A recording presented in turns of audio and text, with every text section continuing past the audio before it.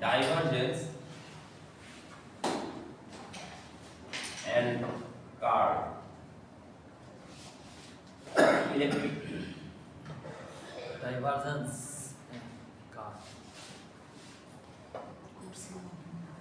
divergence আমরা পড়ছো না divergence current divergence কি লিখছো divergence and current পড়ছিলাম সব ম্যাথে হ্যাঁ ম্যাথেই তো পড়বেন এইটা তো ম্যাথের জিনিস তো আমরা এখানে অ্যাপ্লাই করব বুঝছেন তো আমরা আজকে করব হচ্ছে কি divergence and curl of electric field okay so দেখেন আমরা দেখছিলাম হচ্ছে কি একটা ইলেকট্রিক ফিল্ড কি সো E ইকুয়ালস টু কি এটা হচ্ছে একটা ভেক্টর তাই না 1/4 pi epsilon naught q divide হচ্ছে কি r স্কয়ার সো যেটা একটা ভেক্টর তার r এর দিকে তার একটা কি থাকবে ইউনিট ভেক্টর থাকবে সেটা হচ্ছে যে কোনো একটা ইলেকট্রিক ফিল্ড তাই তো এখানে চার্জটা কি হতে পারে এটা পজিটিভ হতে পারে নেগেটিভ হতে পারে সেটাই বলতে যে কোনো কিছু হতে পারে তাই তো এবার আমরা দেখছিলাম হচ্ছে একটা ইলেকট্রিক ফিল্ড আছে আমরা যদি এখানে একটা প্লাস q পরিমাণ চার্জ নেই এইটা তাহলে এখানে কি হবে এরকম অসংখ্য ইলেকট্রিক ফিল্ড লাইন বের হয়ে যাবে তাই না বুঝছেন তো এটা কিন্তু দুই একটা করে দেখাচ্ছে কিন্তু এটা কিন্তু এই কয়টাই না অসংখ্য লাইন এখান থেকে পাশে বের হয়ে যাচ্ছে তাই তো সো আমরা দেখতে চাচ্ছি হচ্ছে ডাইভারজেন্স আগে দেখব একটা ইলেকট্রিক ফিল্ডকে ডাইভারজেন্স করলে কি ডাইভারজেন্স জিনিসটা কি আগে বুঝেন সাপোজ ফাইন্যান্সিং সো ডাইভারজেন্স আমরা পরে দেখি আগে আমরা দেখব হচ্ছে ইলেকট্রিক ফ্লাক্স জিনিসটা কি দেখব তড়িৎ ইলেকট্রিক বলরেখা ফ্লাক্স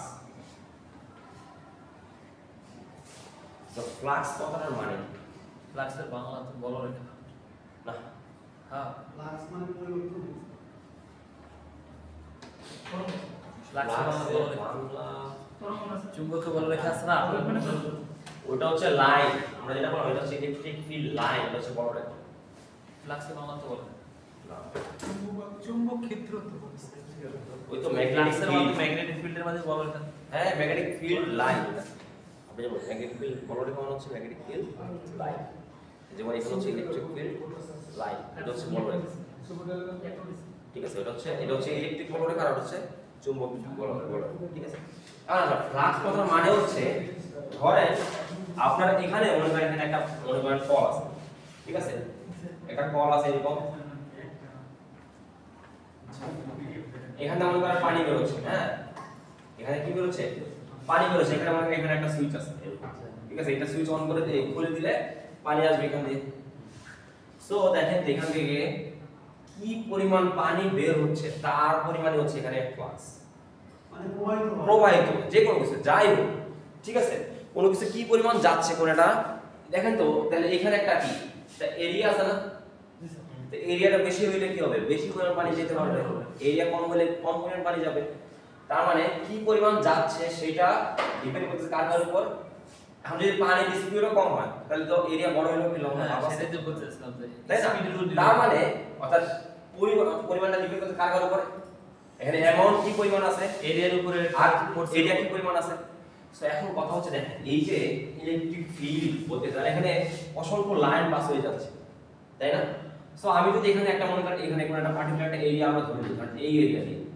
এরিয়াতে মনে করেন আরো ইলেকট্রিক ফিল্ড যাচ্ছে তাই না সো দেখেন যতগুলো তার মানে ইলেকট্রিক ফিল্ড যাচ্ছে একটা এরিয়ার ভিতর দিয়ে ডিএ এরিয়ার ভিতর দিয়ে তাহলে কি টোটাল অ্যামাউন্ট পাস হচ্ছে যেটা সেটা আমরা বলবো হচ্ছে কি ফ্লাক্স কথা কি বুঝতে পারছেন যে কোন একটা এরিয়ার ভিতর দিয়ে কি পরিমাণ যাচ্ছে সেটা হচ্ছে আমাদের কি ফ্লাক্স এখন যেহেতু এটা যে কোনো ফ্লাক্স হতে পারে যেমন এখানে হচ্ছে কারণ ওয়াটার ফ্লাক্স বললাম তাহলে এখানে ইলেকট্রিক ফিল্ড লাইন যতগুলো পাস হয়ে যাবে সেটা হচ্ছে ইলেকট্রিক ফ্লাক্স একটা একক ক্ষেত্রফল একটা বল দেখা যতটুকু পাস হবে হ্যাঁ একটা যে কোনো একটা এরিয়ার ভিতরে যতটা পাস হতে পারে এখন মনে করেন ধরেন এখান দিয়ে ইলেকট্রিক ফিল্ড লাইন আছে এখান দিয়ে ইলেকট্রিক ফিল্ড লাইনগুলো এইভাবে যাচ্ছে তো এইটা মনে করেন একটা এরিয়া এইটার ভিতরে যতগুলো পাস হবে সেটা হচ্ছে ইলেকট্রিক ফ্লাক্স এখন মনে করেন আমি যদি এই এরিয়াটাকে যদি আমি হালকা কার্ভ করে দিই তখন কিন্তু আগে যতটুকু যেতে পারতো তখন কি এখন কতটুকু যেতে পারবে কথাটা বুঝছেন বাধা হবে না না মানে এখন তার মানে এরিয়া কমে গেল না, এখন এইগুলো যাচ্ছে হচ্ছে এইভাবে,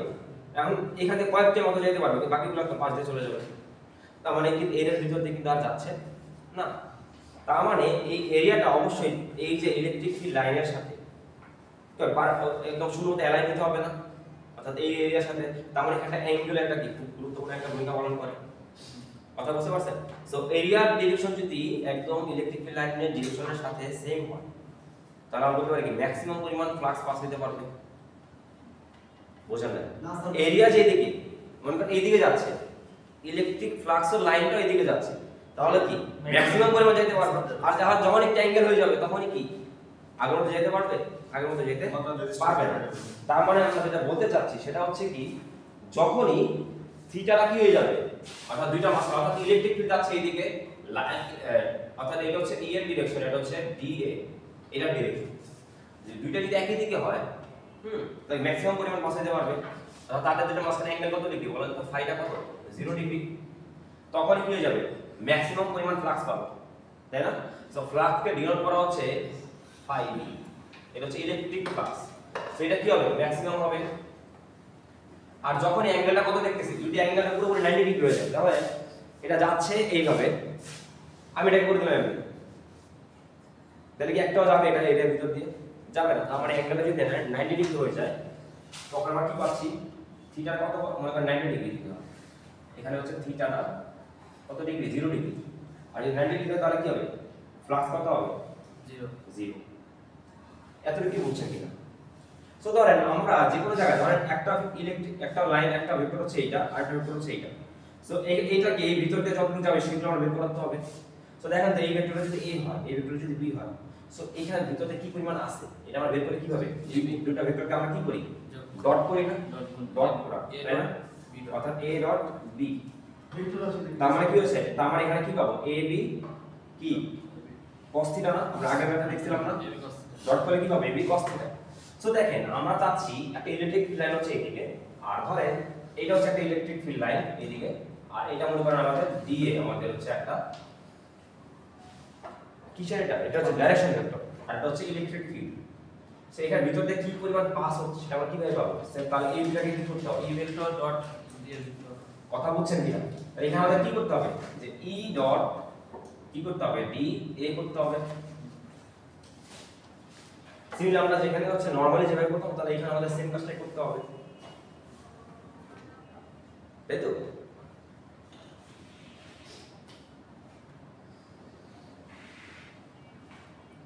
বুঝছেন? আমরা তাহলে বেসিক আগে বুঝে ফেললাম। তাহলে এখন আসেন আমরা এটাকে অ্যাডভান্স ইয়েতে যাই। এখন চিন্তা করেন,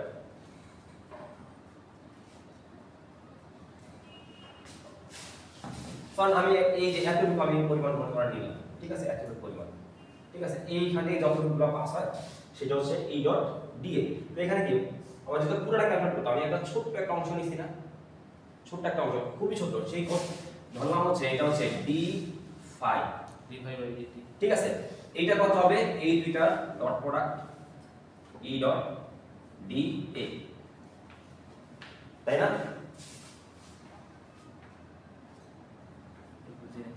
ডি ফাই কি হয়? আমি বলতেছি কি এখানটা যতটুকু পাবো সেটা কি ফ্লাক্স না? এখন এখানে তো অসংখ্য লাইন আছে, তো আমি একটা ছোট্ট একটা এরিয়া নিছি, তাহলে ছোট্ট একটা এরিয়ার ভিতর দিয়ে যতটুকু ফ্লাক্স পাবো সেটাকে খুবই ছোট একটা ফ্লাক্স। আমি ধরলাম ছোট্ট একটা ফ্লাক্সটা হচ্ছে এইটা, তো এই ছোট ফ্লাক্সটা কি হবে? এইখানে ইলেকট্রিক ফিল্ড লাইন যতগুলো যাচ্ছে আর এইটার এরিয়া দিয়ে মাল্টিপ্লাই করব। কথা বুঝলেন?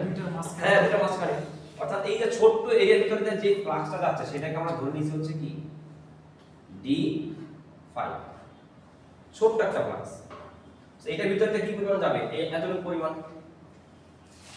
সিমিলার আমি যদি অন্য একটা জায়গায় ধরতাম, কারণ এইখানে যদি ধরতাম, এইখানে ধরতাম, আমি ধরলাম এই এরিয়াটা নিলাম, ঠিক আছে? এই এর ভিতরে কি পরিমাণ যাচ্ছে?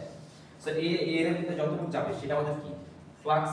তো ধরে নিন যেহেতু একটা ছোট একটা জায়গা ধরছি, তাহলে এইখানে যে ফ্লাক্সটা সেটা ধরলাম হচ্ছে ডি ফাই, এই এর ভিতরে যাচ্ছে। তাহলে এখানে ইলেকট্রিক ফিল্ড লাইন যদি হয় এটা, আর ডি এ যদি হয় এটা, তাহলে কি হবে? ই ডট ডি এ, বুঝছেন?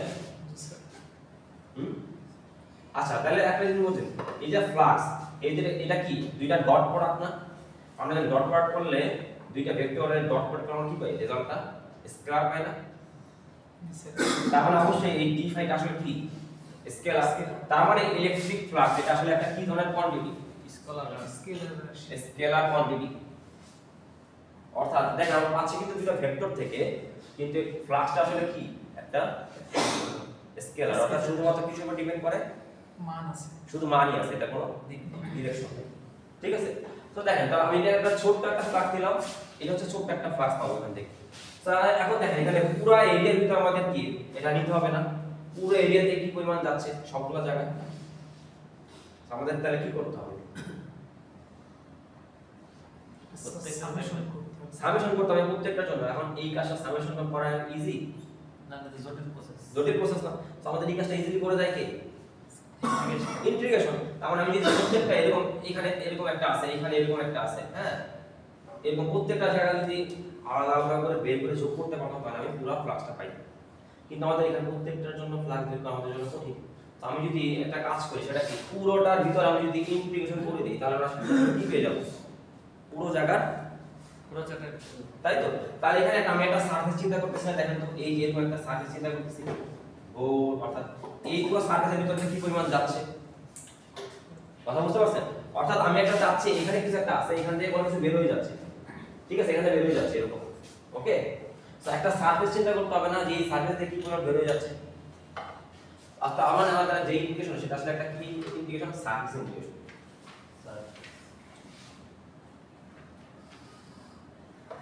বুঝছেন এই পর্যন্ত বুঝছি স্যার তাহলে অর্থাৎ আমি তো চাচ্ছি পুরো সারফেসের ভিতর দিয়ে কি করে বের হয়ে যাচ্ছে তাই না তো আমাদের ইন্টিগ্রেশন করতে হবে কোথায় সারফেসের তাই তো পুরো সারফেসের ইন্টিগ্রেশন করতে হবে তাই না আচ্ছা এখন আসি তাহলে সারফেস ইন্টিগ্রেশন করতে হবে এখন এর লিমিট আছে আপার লোয়ার না এই আপার লো এটা তো পুরো এই পুরো সারফেসটার এরিয়া যা এটা তাই তার মধ্যে করতে হবে কথা বুঝতে পারছেন আমরা কিছু ইন্টিগ্রেশন দেখছিলাম একটা হচ্ছে line integration surface integration volume integration এর মধ্যে ক্যালকুলাস কোর্সে করার কথা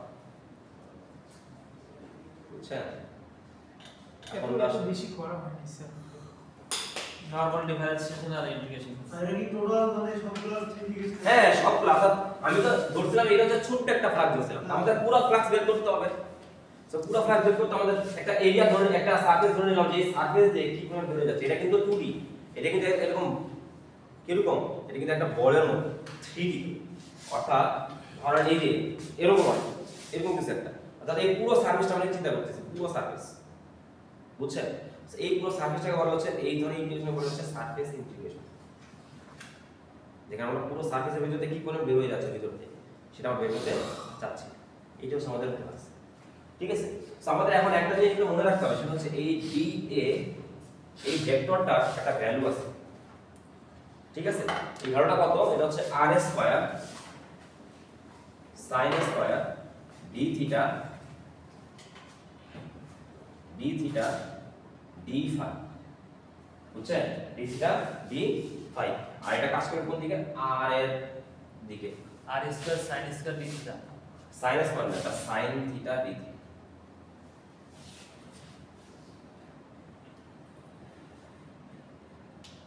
বুঝছেন সো এটা আপনাদের এটা আসলে কোথা থেকে আসছে একটু বলি সেটা হচ্ছে আমরা জানি কোঅর্ডিনেট সিস্টেম আছে অনেক ধরনের আমরা যেটা করি সেটা কি যে আমরা ধরে নিই এদিকে একটা x অ্যাক্সিস এদিকে হচ্ছে y অ্যাক্সিস তাই না সরি এদিকে y অ্যাক্সিস তাই না কিন্তু এটা যদি একটা স্ফেরিক্যাল কোনো কিছু হয় ধর একটা গোলক নিলাম সেই গোলককে আমরা x অ্যাক্সিস y অ্যাক্সিস দিয়ে কাজ করতে পারবো না সো এই ধরনের কোঅর্ডিনেট সিস্টেমকে বলে হচ্ছে স্ফেরিক্যাল কোঅর্ডিনেট বুঝতে পারছেন স্ফেরিক্যাল কোঅর্ডিনেট সিস্টেম যেমন যদি আমার একটা সিলিন্ডার হয় আমাদের কাছে এরকম একটা সিলিন্ডার আছে ধরেন এই সিলিন্ডারের ক্ষেত্রে আমাদের এখানে ধরে নিব হচ্ছে 0 0 সো এইখানে একটা ডিফারেন্ট হিসাব আমাদের ক্যালকুলেট করতে হবে ঠিক আছে সো এখানে স্ফেরিক্যালের জন্য গোল হইলে এক ধরনের ক্যালকুলেশন সিলিন্ডার হলে এক ধরনের ক্যালকুলেশন আর এটা আমরা এটাকে বলা হচ্ছে কার্টেসিয়ান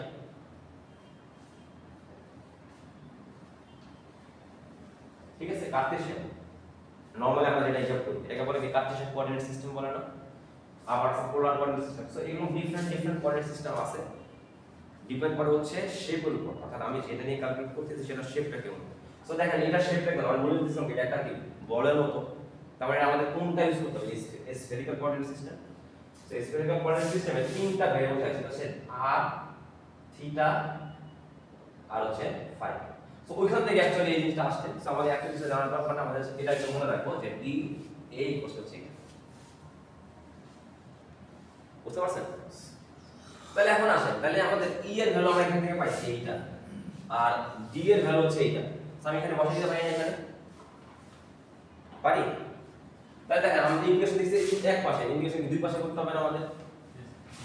আচ্ছা এমন হয় তাহলে এটা কিন্তু ছোট্ট একটা d ফাই কে যদি ইন্টিগ্রেশন করি তাহলে আমি পুরো ফাইটা পেয়ে যাব না? তার মানে আমি এই পাশে পাবো হচ্ছে ফাই, তাই না?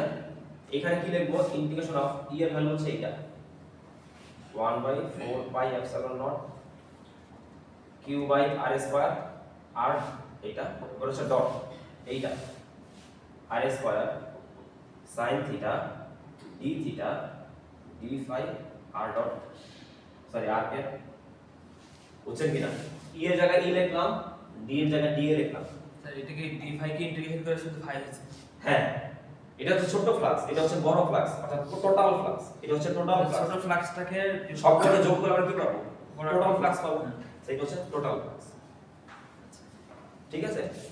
তো এখন দেখেন, এখানে দেখেন এই যে ডট করতেছি, ডট করলে কি হয় আমরা জানি, একটা ভেক্টর মনে করেন এদিকে, আরেকটা ভেক্টর মনে করেন এদিকে, দুইটা মাঝখানে অ্যাঙ্গেল কত? 0। আমরা জানি দুইটা ভেক্টরের মধ্যে ডট করলে 0 যদি অ্যাঙ্গেল হয় তাহলে কি হয়? cos থিটা তো 1 cos θ 1 হয়ে যায়। তার মানে শুধুমাত্র ভেক্টর ই আই থাকে 1 থাকে, তাহলে r এর ভ্যালু 1। এই যে r ক্যাপ, আর r ক্যাপের মধ্যে ডট করলে আসলে কি পাবো? 1। সো এটা বাদ, ওকে? সো দেখেন তো এবারে এই r স্কয়ার কাটা চলে যায়, তাই না? তাই তো? sin theta. তাহলে দেখেন থাকতেছে হচ্ছে কি, দেখেন আমাদের এই যে ইকুয়েশনটা করতেছি কার রেসপেক্টে, থিটার রেসপেক্টে আর হচ্ছে ফাই এর রেসপেক্টে। তার মানে কি এই যে এইটা কি কনস্ট্যান্ট, এই পুরোটা কনস্ট্যান্ট ভ্যালু, বাইরে আসছে এর বাইরে নিয়ে চলে আসি। আমাদের যেটা থাকে সেটা হচ্ছে q by 4 pi epsilon naught, আর এখানে থাকতেছে হচ্ছে ইন্টিগ্রেশন অফ, এটা হচ্ছে surface integration sin theta d theta d phi. d, okay? So coordinate সিস্টেমে এই সরি স্ফেরিক্যাল সিস্টেমে এই টোটালটা এটাকে বলা হচ্ছে সলিড অ্যাঙ্গেল। কি বলে? এটা কথা জানা দরকার, আমি জাস্ট বললাম এটা সলিড অ্যাঙ্গেল বলে, এবং এটার ভ্যালু হচ্ছে 4 পাই। এর ভ্যালু কত? 4 পাই। এই পুরোটা ভ্যালু কত? 4 পাই। সো আমরা জাস্ট এখানে ভ্যালুটা বসাবো এখানে। তাহলে 4 পাই যদি বসাই তাহলে দেখেন তো এখানে 4 পাই চলে আসতেছে। তাহলে কি থাকবে? তাহলে এই নিচে একটা 4 পাই আছে। তাহলে থাকতেছে শুধুমাত্র কি q divide by epsilon naught. এটাই হচ্ছে আমাদের টোটাল ফ্লাক্স। মানে ডাইরেক্ট এটাকে আমরা 4 পাই লিখে হ্যাঁ, বুঝছেন? সো আমি চাচ্ছিলাম কি টোটাল ফ্লাক্স দেখেন যে কি পরিমাণ বের হয়ে যাচ্ছে। আমি পেয়ে গেছি টোটাল ফ্লাক্স হচ্ছে আসলে কত? q by epsilon naught. আরেকবার একটু মানগুলো কি বলছেন, আরেকবার যদি বলতেন। আমি বললাম কি এই যে d এখানে আমাদের এটা আছে, এটা জায়গায় আমি এটা বসাচ্ছি। এবার আমি এইখানে এই e এর ভ্যালু আমি এখানে বসাইলাম, আর এই d এর ভ্যালু এখানে বসাইলাম। এবার দেখেন এই r ক্যাপ আর r ক্যাপ দুটো কি ডট হচ্ছে। আমরা জানি a ডট a ইকুয়ালস আসলে a, বুঝতে পারছেন? সেটা দেখেন তাহলে r cap dot r cap কি হবে? সরি এখানে হবে a স্কয়ার, আচ্ছা আর স্কয়ার। তাহলে এখানে হবে r স্কয়ার। আমাদের r এর ভ্যালু হচ্ছে 1, তাহলে 1 এর স্কয়ার করলে আসলে কত পাবো? 1, তাহলে এই জন্য এটা ভাগ চলে গেছে, বুঝছেন? এবার দেখেন এই r স্কয়ার এই r স্কয়ার কাটা চলে যাচ্ছে। এবার দেখেন এই ইন্টিগ্রেশন আসলে কার রেসপেক্টে? থিটার রেসপেক্টে আর হচ্ছে ফাই এর রেসপেক্টে। সো দেখেন তার মানে এই sin থিটার একটা ভেরিয়েবল d এর মান স্যার তুই বের করবি, d এর ওই ওই যে উপরে যে e এর মানটা দিছিল এটা হচ্ছে, এটা তো এই যে এটা বলছি, হ্যাঁ এটা। আর এই d এর ধরেন আমি এখন তো এইটাই তো বললাম, এটা একটা এটা আসলে স্ফেরিক্যাল কোঅর্ডিনেট সিস্টেম থেকে। আচ্ছা আচ্ছা তাহলে বুঝতে পেরেছি। তো এটা একটু মনে রাখতে হবে, বুঝছেন?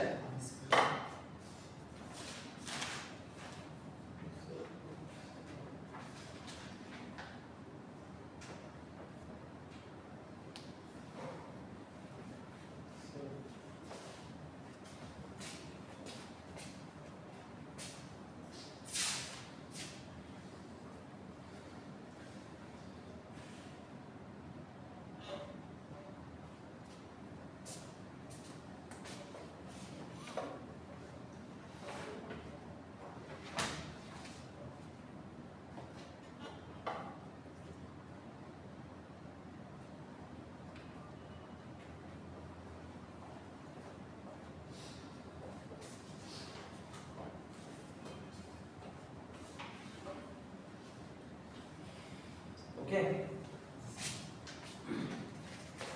এখন দেখেন তাহলে এই ফ্লাক্সটা কি একটা চার্জের জন্য বের করছি না, একটা চার্জ ছিল। এখন যদি অসংখ্য চার্জ থাকে, বুঝতে পারছেন? অর্থাৎ আমি একটা গোলক চিন্তা করলাম, ধরেন এখানে একটা গোলক আছে, ঠিক আছে, এটা এরকম একটা গোলক আছে, এটার ভিতরে অসংখ্য চার্জ আছে, ঠিক আছে, অসংখ্য, মনে করেন Q1 Q2 Q3 এরকম অসংখ্য চার্জ আছে। তাহলে প্রত্যেকটার জন্য আলাদা আলাদা ফ্লাক্স আছে না? অবশ্যই স্যার। তাই তো? আমাদের তাহলে প্রত্যেকটার জন্য আলাদা আলাদা ইলেকট্রিক ফিল্ড আছে, আমরা দেখছিলাম না আগে, প্রত্যেকটার জন্য আলাদা আলাদা ইলেকট্রিক ফিল্ড তৈরি হয়। সো তাহলে আমরা পাইলাম হচ্ছে এইটা, আমি মুছে গেলাম সব।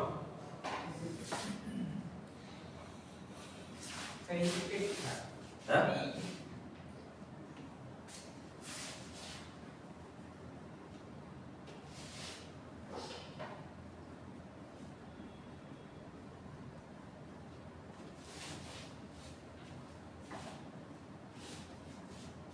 ওকে।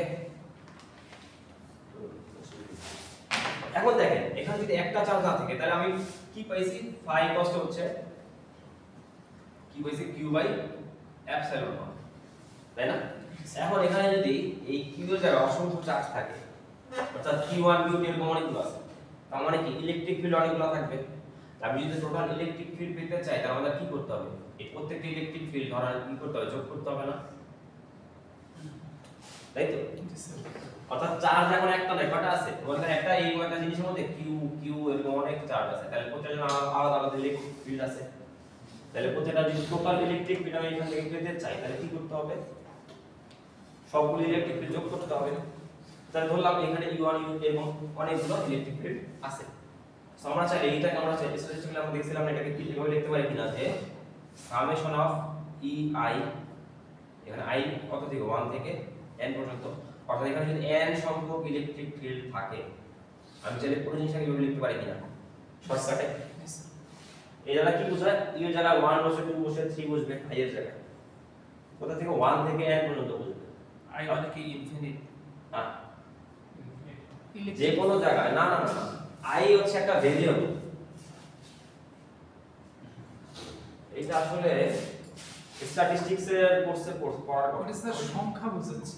এটা হচ্ছে সবগুলোকে যোগ করে এখানে লিখলাম আর, অর্থাৎ এটা দ্বারা কি বোঝায়, এটা সামেশন বোঝাচ্ছে, কার কার, e1 e2 e3 e4, তো এটা দ্বারা বোঝা হচ্ছে সামেশন কার, ei এর, যেখানে i টা কি 1 থেকে n পর্যন্ত, অর্থাৎ এই i এর জায়গায় একবার 1 বসবে, এবারে একবার 2 বসবে, একবার 3 বসবে, n পর্যন্ত 1 থেকে n পর্যন্ত বসবে, এবং সবগুলো মাঝখানে কি করে দিবে, যোগ করে দিবে।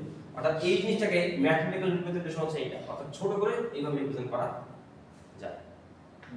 কথা বুঝতে পারছেন? অর্থাৎ এই যে সবগুলোকে যোগ করে লেখা, এটা অনেক ঝামেলাটা লেখা, তো এই জিনিসটা এইভাবে লেখা যায়, একই জিনিস, যেখানে i দ্বারা বুঝে হচ্ছে 1 থেকে n পর্যন্ত যোগ করতে হবে। এখন যদি বলতাম i এর জায়গায় এখানে 2, তাহলে 2 থেকে n পর্যন্ত যোগ করতে হবে, তার মানে e1 টা কিন্তু এখানে ইনক্লুড হইল না, 1টা বাদ যাবে। 1 বাদ চলে যাচ্ছে, কারণ i এর জায়গায় 2 বসবে শুরুতে।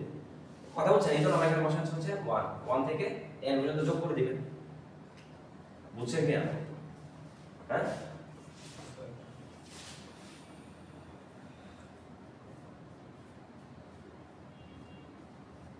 তাহলে এখন আসেন আমাদের যেটা ছিল টোটাল ক্লাসটা কি ছিল, এরকম না, তাই তো? টোটাল ক্লাসটা কি ছিল, এরকম। তাহলে আমাদের কি করছিলাম, এই যে সার্ভিস ইন্টিগ্রাল না, এখন দেখেন আমরা কি চিন্তা করতে, এটা একটা পুরো জিনিসটা ক্লোজ না, অর্থাৎ আমি চিন্তা করতেছি, অর্থাৎ এই যে এইখানে টোটাল ইলেকট্রিক ফিল্ড, এই জায়গাটা কি ক্লোজ জিনিস না, নাকি কোনো কিছু খোলা আছে? অর্থাৎ এখান থেকে যে পরিমাণ চার্জ বের হবে লাইক একটা ক্লোজ একটা প্যাক থেকে বের হচ্ছে না, জি স্যার, এক জায়গা থেকে বের হচ্ছে, একটা ক্লোজ প্যাক চিন্তা করতেছি। সো যখন আমরা বলবো হচ্ছে ক্লোজড প্যাক, ঠিক আছে, অর্থাৎ এই জিনিসটা থেকে কোনো ফাঁকা নাই, এরকম কোনো ফাঁকা নাই, অর্থাৎ একটা ক্লোজ জিনিস, তাহলে এটা একটা কি ইন্টিগ্রেশন, সার্ভিস ইন্টিগ্রেশন এটাকে বললাম। এটা যদি একটা ক্লোজ প্যাক, তাহলে আমরা এখানে দিব একটা গোল চিহ্ন, এটা দ্বারা বোঝানো হচ্ছে কি এটা ক্লোজ একটা সারফেস থেকে যতগুলো ফ্লাক্স বের হয়ে যাচ্ছে, আর এটা আমার কি হবে, তাহলে e ডট d, এইটাকে দেখলাম, তাই না? এটা কি হবে, এটা আমরা বের করছি q divide by epsilon naught, এটা কি বের করছি q divide by epsilon naught বের করলাম না, এটাই তো আমাদের ফ্লাক্স ছিল না, q divide by epsilon naught. তাই তো? তার নিচে বসবে হচ্ছে এপসাইলন নট বসাইলাম। এখন দেখেন আমি তো বলতেছি হচ্ছে টোটাল এখানে কতগুলা অনেকগুলা কিউব আছে, তাই না? অনেকগুলা কিউবের জন্য অনেকগুলা ইলেকট্রিক ফিল্ড আছে, জি স্যার অবশ্যই। তাই তো? আচ্ছা, সো দেখেন তাহলে এটা যদি আমরা কি লিখতে পারি, তাহলে এই কারণে লিখতে পারি হচ্ছে, তাহলে এই এর জায়গায় কি আমরা এটা লিখবো না, সবগুলো ইলেকট্রিক ফিল্ড চাচ্ছি, টোটাল ইলেকট্রিক ফিল্ড, তাহলে আমরা কি লিখতে পারি, summation of i equals to 1 থেকে n পর্যন্ত ei ডট হচ্ছে কি dA, তাই তো? বুঝছেন কিনা? তো দেখেন এটা যখন আমরা এটাকে বের করলাম কি আসবে, তাহলে summation of q divide by epsilon naught, যেখানে i equals to 1 থেকে n q তাই।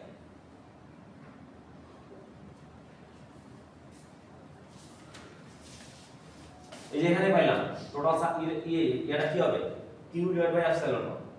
সো এখানে যতগুলো চার্জ আছে সবগুলো এখানে বসবে ডিভাইড বাই এপসাইলন। এটা তার কি হচ্ছে, যতগুলো চার্জ আছে অর্থাৎ এই যে ক্লোজ প্যাক, এখানে কিউটা ছিল একটা চার্জের জন্য, তাহলে সবগুলো চার্জের জন্য কি সবগুলো কিউ লাগবে আমাদের, সবগুলো কিউ মানে কি, তাহলে সবগুলো কিউ হচ্ছে এটা কিউ 1 থেকে একদম n পর্যন্ত যতগুলো কিউ আছে সবগুলো এখানে বসালাম, অর্থাৎ ওই ফর্মুলায় টোটাল ফ্লাক্স হচ্ছে আমাদের q divide by epsilon naught. So q জায়গায় কি বলবে, যতগুলো কিউ আছে সবগুলো কিউ আসলে কি এটা না ডিভাইড বাই এপসাইলন নট, বুঝছেন?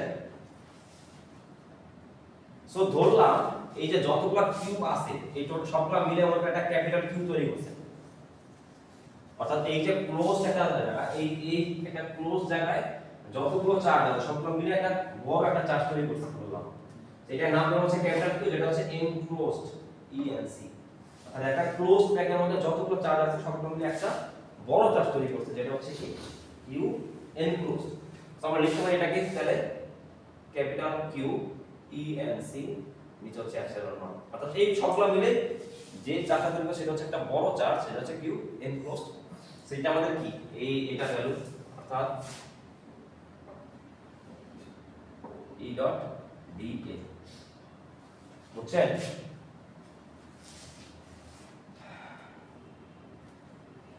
সো এইটাকে বলে হচ্ছে গসেস ল।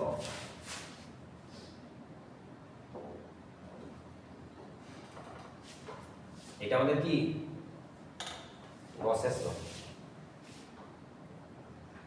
স্যার আগে যেটা করলেন ওটা শুধু ওটা ফ্লাক্স একটা অংশের জন্য, হ্যাঁ একটা চার্জের জন্য, একটা চার্জের জন্য আমরা এখন দেখলাম হচ্ছে যতগুলো চার্জ আছে সবগুলো চার্জের জন্য আমি যদি ওটা ফ্লাক্স বের করতে চাই তাহলে আমরা এখান থেকে এই ফর্মুলা দিয়ে ইউজ করে বের করতে পারবো।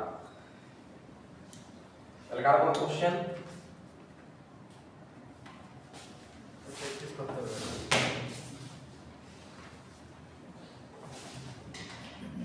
সো গসেস লটা কি বুঝছেন কিনা আপনাদের ডেফিনেশন আমি লিখে দিচ্ছি, দেখেন Gauss's law is a fundamental principle in electromagnetism that relates the electric field through a closed surface to the electric charge enclosed, অর্থাৎ একটা সারফেসের ভিতর, অর্থাৎ এই দেখেন তাহলে গসেস ল কি বলছে, একটা সারফেসের ভিতরে যে দেখাচ্ছিলাম একটা সারফেসের ভিতরে যতগুলো ইলেকট্রিক ফিল্ড লাইন পাস হয়ে যায় সেটা কার উপর ডিপেন্ড করতেছে, যতগুলো চার্জ আছে সেটা এনক্লোজড চার্জের উপর ডিপেন্ড করতেছে।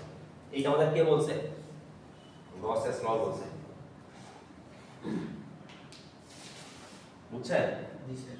সো এইটা দেখেন এখানে দেখেন তো ইন্টিগ্রেশন আছে না একটা, এইজন্য এটাকে বলা হচ্ছে গসেস ল এর ইন্টিগ্রেশন ফর্ম, বুঝছেন? এটা কি গসেস ল এর ইন্টিগ্রেশন ফর্ম। তার কোশ্চেন আপনাকে বলতে পারে যে গসেস ল এর তাহলে ডিফারেনশিয়াল ফর্মটা কি হবে, হ্যাঁ কোনটা? এটাকে দেখেন ইন্টিগ্রেশন আছে না সাইন, তার মানে এটা কি গসেস ল এর একটা কি ফর্ম, ইন্টিগ্রেশন ফর্ম। সো আপনাকে কোশ্চেন বলতে পারে যে গসেস ল এর ডিফারেনশিয়াল ফর্মটা কেমন, কিভাবে যাবে? ইন্টিগ্রেশন করতে হবে স্যার, ডিফারেন্সিয়েশন করতে হবে, তাই না? সো এই যে আমরা এখন জানবো হচ্ছে ডাইভারজেন্স, বুঝছেন? সো আমরা এখন যেটা ইউজ করব সেটা বলা হচ্ছে ডাইভারজেন্স থিওরেম। এতক্ষণ এটা কি স্যার কার্ল করলাম না, কারণ আমরা এখন যাই না, কারণ পরে করব, ঠিক আছে? আমরা দেখলাম এখন ফ্লাক্স বের করলাম না এখন, তাই তো? আমরা এখন কি বের করছি ফ্লাক্স বের করছি। এখন আসেন ডাইভারজেন্স থিওরেমটা কি বলছে সেটাই তাকে বুঝি।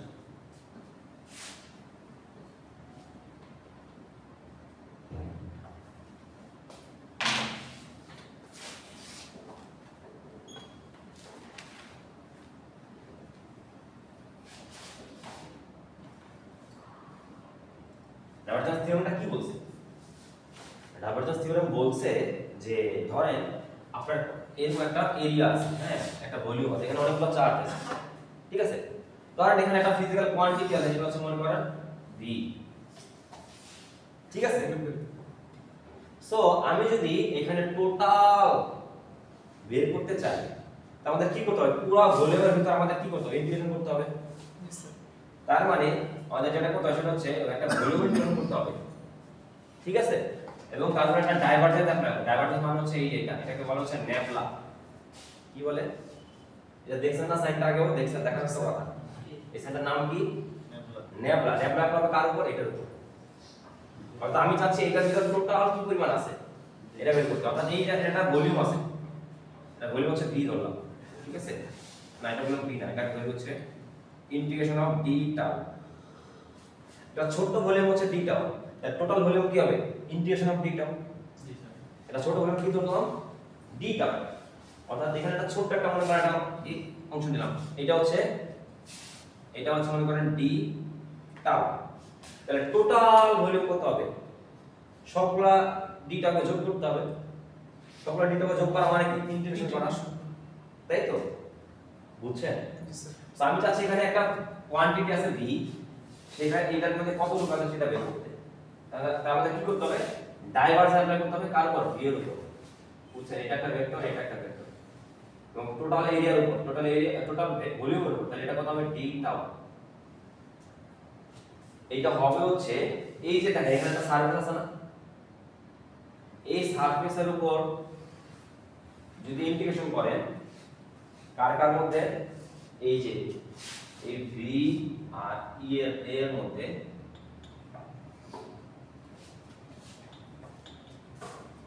এইটা আমাদের বলতেছে কে? Divergence theorem. কি বলতেছে দেখেন, আবার কি বলবো ভালো বুঝেন। অর্থাৎ এই যে সারফেসটা আছে, বুঝেন, এই সারফেসটার ভিতরে আর এটার এরিয়াটা কত? dA।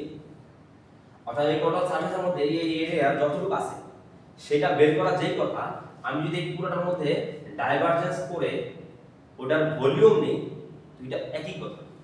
দেখেন সারফেস অফ এই যে ভিটা তার এরিয়া দিয়ে গুণ করলে যেটা পাবো, এটার উপর ডাইভারজেন্স অ্যাপ্লাই করলে এবং টোটালটা ভলিউম নিলে দুইটা একই জিনিস পাবো।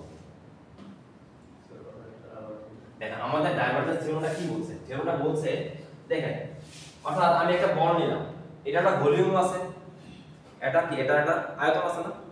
আর দেখেন এই যে সারফেসটা, এই যে সারফেসটা, এটা একটা সারফেস আছে না? অর্থাৎ ভলিউম মানে আমরা পুরোটা নিচ্ছি, বুঝছেন কথাটা? ভলিউম নিলে আমরা কি নিচ্ছি? পুরোটা নিচ্ছি। আর এবার সারফেসটা চিন্তা করবো, অর্থাৎ একটা ফুটবল চিন্তা করেন, এটা ফুটবলের ভিতরে কি ফাঁকা না? আয়তন যখন বলবো তার মানে কি ফাঁকা টাকা সব সহ বলতেছি। আর যখন আমরা বলবো সারফেস, তার মানে উপরের যে লেয়ারটা আছে শুধুমাত্র সেই লেয়ারটার কথা চিন্তা করতেছি। এখন আমি চাচ্ছি এই টোটালটার ভিতরে কি পরিমাণ আছে সেটা বের করতে। সো ডাইভারজেন্স থিওরেম বলছে আমরা এখানে টোটাল ভলিউম নিতে পারি, তাহলে পুরোটা পেয়ে যাব। অথবা আমরা যদি শুধু সারফেসটাকে ধরে আর ওটার এরিয়া দিয়ে গুণ করতে পারি, তাহলে আমাদের একই জিনিস দেবে। এই কথাটা এখানে বলছে। অর্থাৎ আমি যদি ভলিউম নিয়ে ভলিউম ইন্টিগ্রেট করে যেই কথা দিবে, আমি যদি টোটাল সারফেসটা নিয়ে আমি যদি ইন্টিগ্রেশন করি তাহলে একই রেজাল্ট হবে। কথা বুঝছেন? এইটা আমাদের এই থিওরেম বলতেছে। তো এই জিনিস আমরা এখানে এখন অ্যাপ্লাই করব, বুঝছেন কিনা? যে থিওরেম বলতে কথা আমি ভলিউম নিয়ে কাজ করা যেই কথা, সারফেস নিয়ে কাজ করা একই কথা। সহজ কথা, ভলিউম নিয়ে কাজ করা যেই কথা, সারফেস নিয়ে কাজ করা একই কথা। এই কথা আমরা বলছে কে? ডাইভারজেন্স থিওরেম বলছে। বুঝছেন? এখন দেখেন তো, একটু মনে করে দেখেন তো, একটু আগে আগের ম্যাথটাতে আগে আমরা যেটা প্রুভ করছি, দেখেন এরকম একটা কিছু ছিল না? এরকম একটা জিনিস ছিল না? তা দেখেন এটার সাথে এটা কম্পেয়ার করা যাবে, দেখেন এখানে এটা কি সেম জিনিস না? তার মানে এটা যদি একই ধরনের দেখতে মনে হচ্ছে না? আমি যদি এখানে ডাইভারজেন্স থিওরেম অ্যাপ্লাই করি, তার মানে এইটার জায়গায় যদি এটা লেখা বসাই, তার মানে এটা আসলে কি এইটাই না? এটা দেখতে এটার মতো সিমিলার না দেখেন তো? শুধু তার মানে আমি এখানে এটা যদি লিখি E ডট dA, তাহলে আমি এটা জায়গায় আমি এইভাবে লিখতে পারবো না। এখানে কি ছিল D, তাহলে এখানে D এর জায়গায় কি বসবে? E বসবে। তাহলে এখানে কি লিখবো? তাহলে volume integral of nabla E dot eta. বুঝছেন কিনা? এটা লেখা যায় কিনা? তাহলে ডাইভারজেন্স থিওরেম এখানে অ্যাপ্লাই করব। অর্থাৎ আমরা আগে যেটা সার্ভিস ইন্টিগ্রাল করতেছিলাম, এখন এটা কি লিখতে পারি? ভলিউম ইন্টিগ্রাল হিসেবে লিখতে পারি।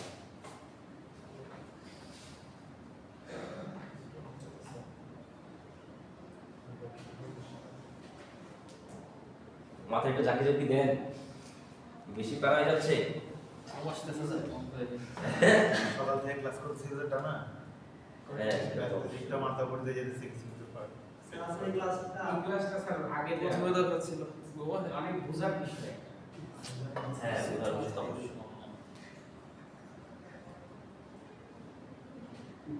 বুঝছেন? তাহলে আমরা ডাইভারজেন্স থিওরেম অ্যাপ্লাই করলাম। আচ্ছা, এখন দেখো তো এটা একটা ভ্যালু ছিল না, এটা বের করছিলাম ওই যে কই জানি বের করার আগে, q enclosed divided by epsilon naught, এইটাই কষ্ট এটা বের করছিলাম না আগে। তাহলে বলতে পারি কি আছে এইটাই কষ্ট এইটা, বুঝেন না? এইটাই কষ্ট যদি এইটা হয় বা এইটাই কষ্ট যদি এইটা হয় তাহলে অবশ্যই এইটাই কষ্ট এটা, তাই না? এখন আরেকটা জিনিসটা মনে রাখেন, সেটা হচ্ছে দেখেন ধরেন আমি এই এরিয়া নিয়ে চিন্তা করতেছি, এটার ভিতরে আমার অনেকগুলো চার্জ আছে। তো আমি বলতেছি কি সবগুলো চার্জ মিলে যেই চার্জ সেটা হচ্ছে q enclosed বা ক্যাপিটাল Q, তাই না? জি স্যার। যতগুলো চার্জ সবগুলো মিলে কি ক্যাপিটাল Q। এখন ধরেন এখানে চার্জের যে ডেনসিটি আছে অর্থাৎ ঘনত্ব আছে, চার্জের ঘনত্ব আমি ধরলাম হচ্ছে রো। কি ধরলাম? চার্জের ঘনত্বটা কত? রো। আমরা জানি ধরেন rho equal to m by v, আমরা করছি না আগে। অর্থাৎ কোনটা জায়গা মনে করেন এটার মাস হচ্ছে ধরেন m, এটা ভলিউম যদি হয় v, তাহলে এটা ঘনত্ব আমরা কিভাবে পাবো? আমরা জানি ভরকে যদি তার ভলিউম দিয়ে ভাগ করি তাহলে কি পাবো? ঘনত্ব পাবো। তার মানে আমরা যদি বলি তাহলে ঘনত্ব ইকুয়াল কি লিখতে পারি? m বাই v, তাই না? এখানে আমরা m ইকুয়াল কি লিখতে পারি? রো v না, তাই তো? রো v না। সো আমি বলতেছি এখানে চার্জের যে ডেনসিটি, এখানে কার ডেনসিটি?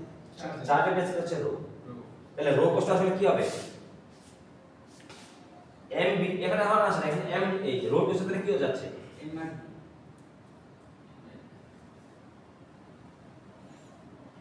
এখন আসেন এখানে, তাহলে রোটা কি? চার্জের ডেনসিটি, বুঝলেন? এখন দেখেন এখানে যতগুলো চার্জ আছে সেটা আমাদের এখানে m না, mটা কি ছিল? টোটাল ভর। এখানে টোটাল ভরটা কত? ধরলাম হচ্ছে q enclosed, টোটাল চার্জ। এখানে টোটাল ভর, এখানে হবে কি? Total charge. তাহলে টোটাল চার্জ হচ্ছে কি হবে? Rho into volume, rho into volume. তাহলে রো ইনটু কি হবে? ভলিউম। অনেকটা আগে দেখছেন এটা ভলিউম কত আসলে? ইন্টিগ্রেশন অফ d টাও না, তাই না? ইন্টিগ্রেট দেখা যাবে টোটাল ভলিউম হচ্ছে ইন্টিগ্রেশন অফ d টাও, অর্থাৎ ছোট্ট একটা ভলিউম যদি হয় d টাও, টোটাল ভলিউম কত হবে? ইন্টিগ্রেশন অফ d টাও। তাহলে এখানে আমাদের লিখতে পারি ইন্টিগ্রেশন অফ d টাও। সো এটা আমরা একটা ভ্যালু পেলাম q enclosed এর ভ্যালু। সো এই ভ্যালু আমরা চাইলে এখানে ইনপুট দিতে পারি q enclosed এর জায়গায়, পারি? আমরা এখানে q enclosed এর জায়গায় লিখি তাহলে কি লিখবো? ইন্টিগ্রেশন অফ রো d টাও, নিচে কি থাকতেছে? এপসিলন নট, তাই না? এইটা ইকুয়ালস টু হচ্ছে এইটা। তার মানে আমাদের যেটা থাকে সেটা হচ্ছে volume integral of nabla e d টাও ইকুয়ালস টু হচ্ছে এইটা।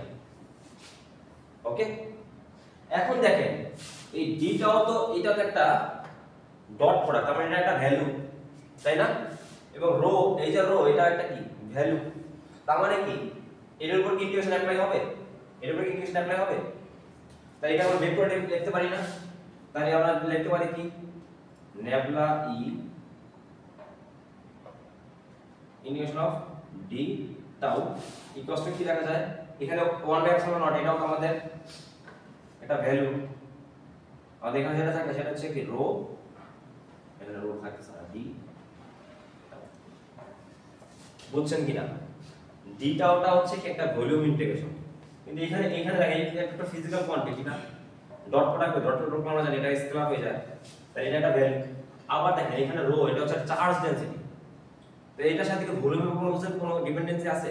ডিপেন্ডেন্সি নাই, তার মানে এটা আমরা বাইরে বের করে ফেলতে পারি। তো এটাকে বাইরে বের করে ফেললাম আর এটাকে বাইরে বের করে ফেললাম, তাহলে দেখেন এখানে কি থাকতেছে, ইন্টিগ্রেশন অফ ডিটা, এখানে থাকছে ইন্টিগ্রেশন অফ ডি, তাহলে বোথ সাইড থেকে এটা কাটা যায়, যায়নি? তাহলে আমরা যেটা পাচ্ছি ফাইনালি,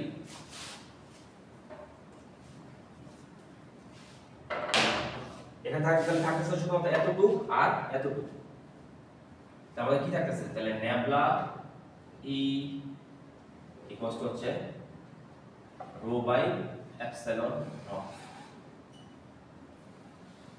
এইটা হচ্ছে আমাদের ডিফারেনশিয়াল ফর্ম অফ গসের ল।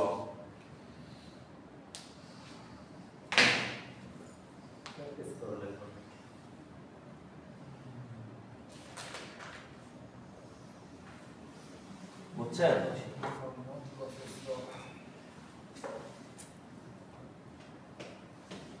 এবং এটাকে আরেকটা নামও আছে, এটাকে বলা হচ্ছে ম্যাক্সওয়েলের ফার্স্ট ল। ম্যাক্সওয়েলের চারটা বিখ্যাত ইকুয়েশন আছে, দেখছেন না? ম্যাক্সওয়েলের চারটা ইকুয়েশন, এটা কিন্তু প্রথম ইকুয়েশন ম্যাক্সওয়েলের ফার্স্ট ইকুয়েশন। এই যেটা, আর এটা হচ্ছে আবার কি ডিফারেনশিয়াল ফর্ম।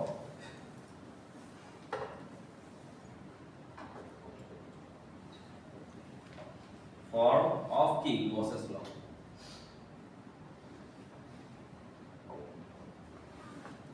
স্যার এটার প্রশ্নটা কয়টা প্রশ্ন আছে? এইখানে অনেক প্রশ্ন হতে পারে।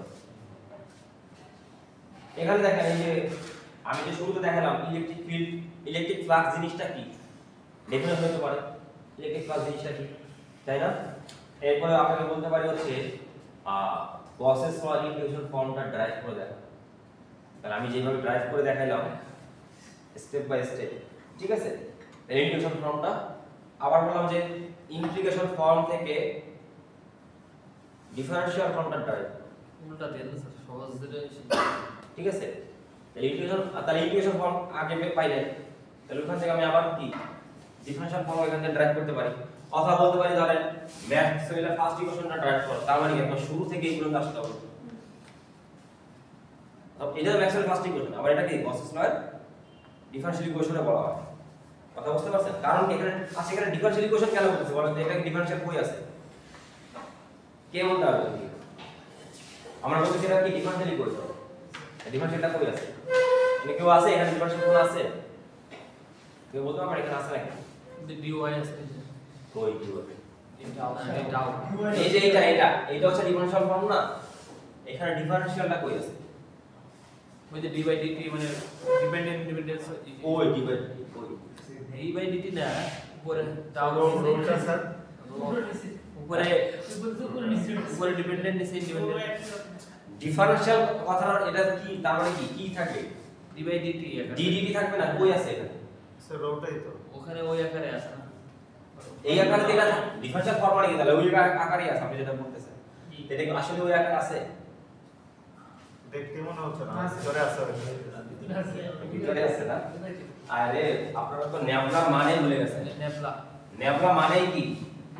ন্যাবলা মানে হচ্ছে del x del y i cap plus del y j cap plus del z k cap. এই ন্যাবলার মানে হচ্ছে এটা।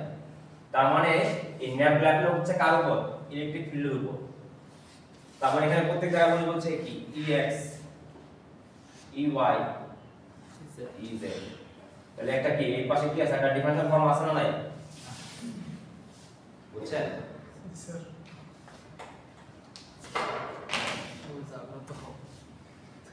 এখন আমরা ম্যাথ দেখবো, ম্যাথ কার সময় তো আজকে বললাম না আরো হ্যাঁ, ম্যাথ তো দিতে হবে। 4 মিনিট আছে আর 15 মিনিট দেখেন। না স্যার, ইসে নামাজ 1:30 বাজে। 1:30টার সময় যাবে নাকি এখান থেকে? হ্যাঁ না 1:30 বাজে যাবো। বড় কথা হচ্ছে যে এই যে যা দেখাইলেন তো ঘুম চলে আইছে। দেওয়ালে তো খুবই বোরিং ক্লাস আছে ঘুম চলে আসে তো বোরিং স্যার এই ক্লাস এটা অফ করে দাও। স্যার একটা অনলাইন ক্লাস নেন সমস্যা নাই হ্যাঁ, ভালো online। কেস